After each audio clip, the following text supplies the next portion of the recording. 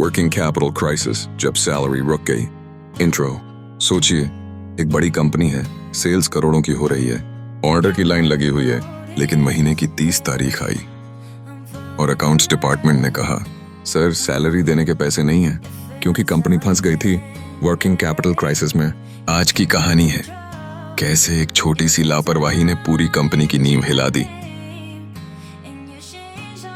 कहानी भाग 1। एक नामी कंस्ट्रक्शन मटेरियल कंपनी थी। सेल्स बहुत तेजी से बढ़ रही थी, हर महीने नए नए ऑर्डर आ रहे थे, लेकिन असली प्रॉब्लम छिपी हुई थी। कंपनी का पूरा पैसा कच्चे माल के बड़े बड़े स्टॉक में, सप्लायर्स को एडवांस में और ग्राहकों को दिए गए क्रेडिट में अटका हुआ था। कहानी भाग 2। 30 तारीख आई। अकाउंट टीम ने बताया, सर हमारे पास बैंक में सिर्फ 20 लाख बचे हैं, जबकि सैलरी 2 करोड़ देनी है। मालिक हक्का बक्का रह गया। सेल्स तो करोड़ों की हो रही है, फिर अकाउंट खाली कैसे? असलियत ये थी, रिसीवेबल्स फंसे हुए थे, ग्राहकों से पैसा आना बाकी था, इन्वेंटोरी बढ़ गई थी, गोदाम में माल पड़ा था, बिक नहीं रहा, और सप्लायर्स को एडवांस अटका हुआ था। नतीजा, वर्किंग कैपिटल ब्लॉक हो गया। कहानी भाग 3। जब सैलरी रुकी तो कर्मचारियों में गुस्सा फैल गया। लोगों ने ऑफिस में बैठकर विरोध किया, हम बिना पैसे काम नहीं करेंगे।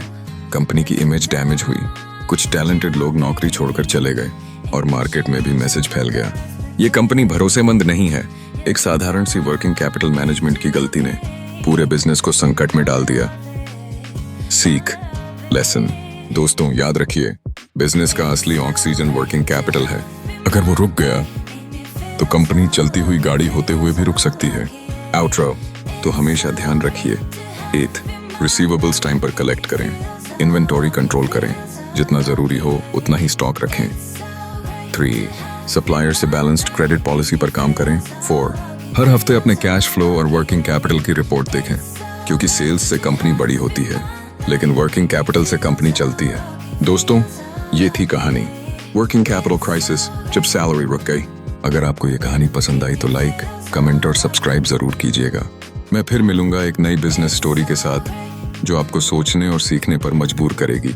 नोट, ये कहानी जानकारी काल्पनिक है,